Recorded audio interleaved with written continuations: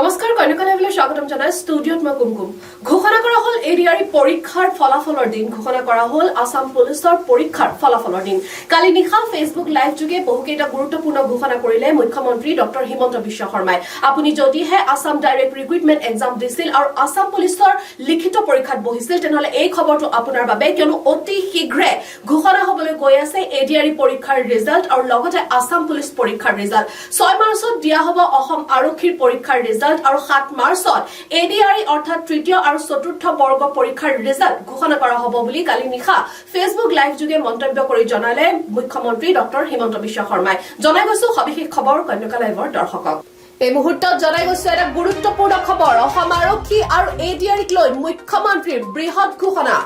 অসম আৰক্ষীৰ নিযুক্তি পৰীক্ষা আৰু তৃতীয় চতুৰ্থ বৰ্গৰ পৰীক্ষাৰ ফলাফলক লৈ এক বৃহৎ ঘোষণা মুখ্যমন্ত্ৰীৰ লিখিত পৰীক্ষাৰ ফলাফলৰ দিন ঘোষণা কৰিলে মুখ্যমন্ত্ৰী গৰাকীয়ে সকলো উৎকণ্ঠিত হৈ আছিল যে কেতিয়াকৈ দিয়া হ'ব আসাম পুলিচ আৰু এডিআৰইৰ ৰিজাল্ট আৰু এতিয়া আহি গ'ল পৰীক্ষাৰ ফলাফলৰ দিন হৈ যোৱা এডিআৰই আৰু অসম আৰক্ষীৰ লিখিত পৰীক্ষাৰ ফলাফলৰ তাৰিখ ঘোষণা কৰিলে মুখ্যমন্ত্ৰী হিমন্ত বিশ্ব শৰ্মা চৰকাৰে নিশা ফেসবুক লাইভ যোগে আহি এডিআৰই আৰু অসম আৰক্ষীৰ পৰীক্ষাৰ ফলাফলৰ দিন ঘোষণা মুখ্যমন্ত্ৰীৰ 7 মাৰ্চত দিয়া হ'ব এডিআৰইৰ তৃতীয় আৰু চতুৰ্থ বৰ্গৰ লিখিত পৰীক্ষাৰ ফলাফল মাজত মাত্ৰ কেইটামান দিন বাকি আৰু 7 মাৰ্চতে এডিআৰই তৃতীয় বৰ্গ আৰু চতুৰ্থ বৰ্গৰ পৰীক্ষাৰ ফলাফল দিয়া হ'ব আৰু 6 মাৰ্চত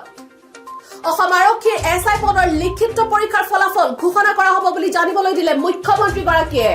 অসম আৰক্ষীৰ কনিষ্টবলৰ পৰীক্ষাৰ ফলাফল দিব 12 মাৰ্চত আৰু 12 মাৰ্চত অসম আৰক্ষীৰ কনিষ্টবলৰ যি পৰীক্ষা অনুষ্ঠিত হৈছিল সেই পৰীক্ষাৰ ফলাফল ঘোষণা কৰা হ'ব 12 মাৰ্চত আৰু অসম আৰক্ষীৰ ড্ৰাইভাৰ পদৰ ফলাফল দিব 4 মাৰ্চত আপুনি যদিহে ড্ৰাইভাৰ পদৰ বাবে পৰীক্ষাত বহিছিল তেনেহলে আপোনাৰ পৰীক্ষাৰ ফলাফল দিয়া হ'ব 4 মাৰ্চত অৰ্থাৎ কাইলৈ দিনটোত অসম আৰক্ষীৰ ড্ৰাইভাৰ পদৰ পৰীক্ষাৰ ফলাফল ঘোষণা কৰা হ'ব 10 মাৰ্চত হ'ব ড্ৰাইভাৰ পদৰ ড্ৰাইভিং টেষ্ট ড্ৰাইভাৰ পদৰ ড্ৰাইভিং টেষ্ট হ'ব 10 মাৰ্চত এই পৰীক্ষা অনুষ্ঠিত হ'ব 10 মাৰ্চত বুলি জানিবলৈ দিলে মুখ্যমন্ত্ৰী গৰাকীয়ে আৰু নিশা ফেসবুক লাইভত এই ঘোষণা মুখ্যমন্ত্ৰী হিমন্ত বিশ্ব শৰ্মাৰ আমি জনাই গৈছো এডিআৰই পৰীক্ষাৰ ৰিজাল্ট ঘোষণা কৰা হ'ব 7 মাৰ্চ তাৰিখে আৰু অসম আৰক্ষীৰ পৰীক্ষাৰ ৰিজাল্ট ঘোষণা কৰা হ'ব 6 মাৰ্চ তাৰিখে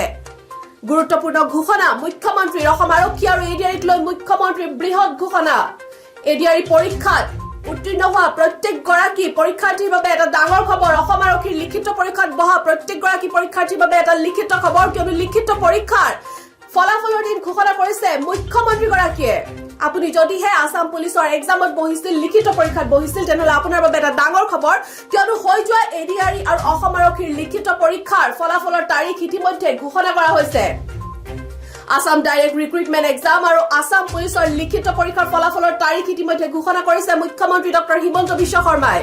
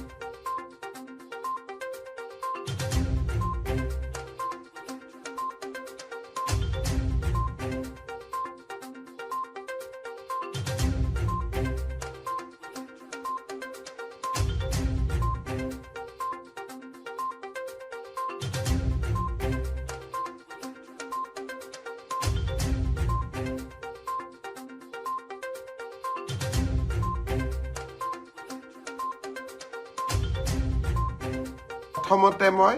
অসম আৰক্ষীৰ ৰিজাল্টৰ বিষয়ে আপোনালোকক জনাব খুজিছো মই যতে মিটিঙত যাওঁ আমাৰ ডেকা লৰাবিলাকে মোক এইটোৱে সোধে মামা ৰিজাল্ট কেতিয়া দিব মই আজি কৈ দিম যিসকলে পাব তেওঁলোকক মই অভিনন্দন জনাম যিসকলে নাপাব অহাবাৰ পৰীক্ষাৰ বাবে আৰু প্ৰচেষ্টা চলাব মন বেয়া নকৰিব আৰু সকলোৱে যিসকলে পাব তেওঁলোকৰ কৃতিত্বক লৈ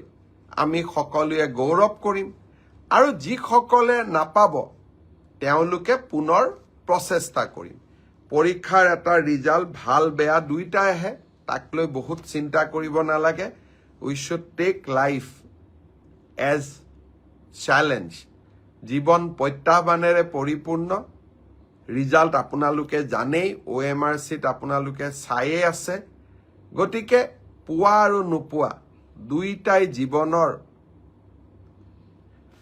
একোটা যাত্ৰাৰ সংগী বুলি আমি ধৰি ল'ব লাগিব মই এতিয়া আপোনালোকক জনাই থৈ যাম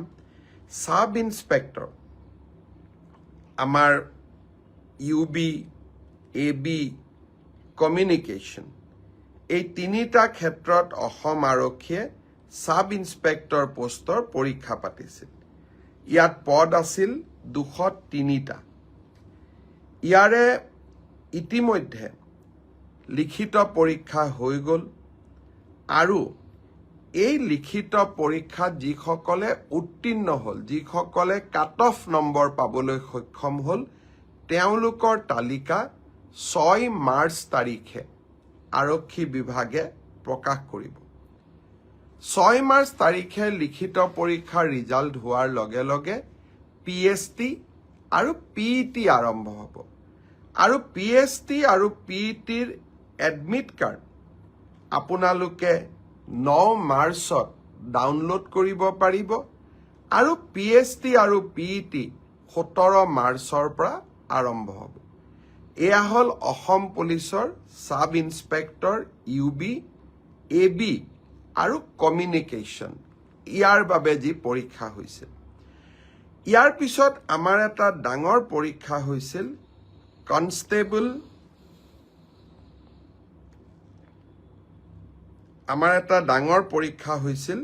সেইটো হ'ল constable UB constable AB constable communication আৰু sub officer fire and emergency service কনষ্টেবলৰ UBত পোষ্ট আছিল 1760টা কনষ্টেবল ABত পোষ্ট আছিল 2301টা কনষ্টেবল কমিউনিকেশ্যনত পোষ্ট আছিল 466টা আৰু সাব অফিচাৰ ফায়াৰ ছাৰ্ভিচত পোষ্ট আছিল মাত্ৰ এটা এই গোটেই পৰীক্ষাটোৰ ইতিমধ্যে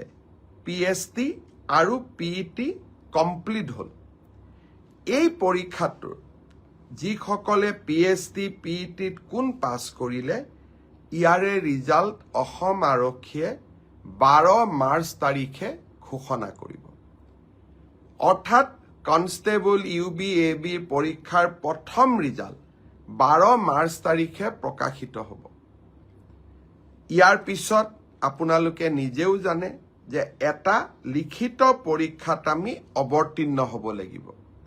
আৰু এই লিখিত পৰীক্ষাটিৰ বাবে যিসকলে কাট অফ মাৰ্ক পাবলৈ সক্ষম হ'ব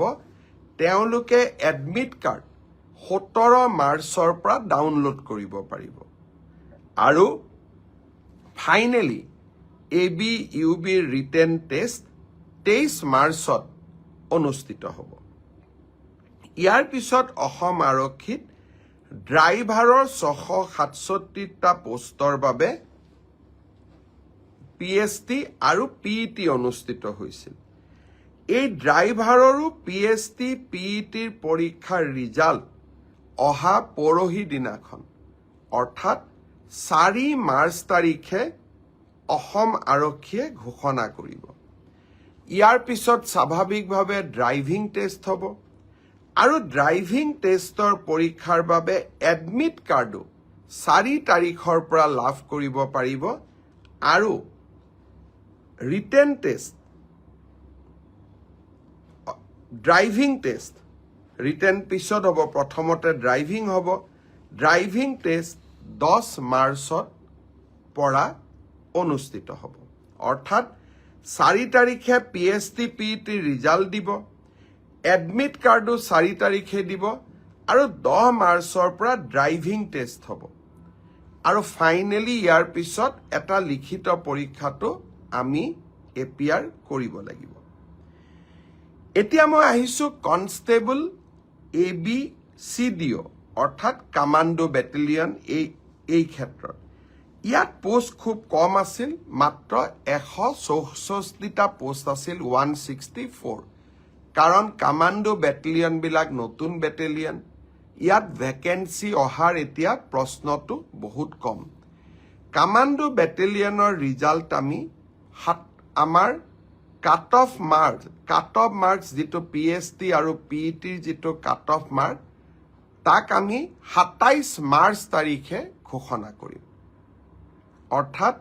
কামাণ্ডো বেটেলিয়নৰ 164 পদৰ বিপৰীতে আমাৰ যি ৰিজাল্ট হ'ব, কাট অফ মাৰ্কছ এনাউন্স হ'ব 27 মাৰ্চ। তাৰপিছত এডমিট কাৰ্ড আহিব 1 এপ্ৰিল তাৰিখে আৰু সাইকোমেট্ৰিক টেষ্ট 8 এপ্ৰিলৰ পৰা অনুষ্ঠিত হ'ব। আমাৰ গ্ৰেড 4 অসম আৰক্ষীত 258টা পোষ্টৰ বাবে অনুষ্ঠিত হৈছিল। গ্ৰেড 4 পৰীক্ষাৰ PST PET হৈ গ'ল আৰু কেইটামান হ'ব বাকী আছে, 15 মাৰ্চলৈকে চলিব।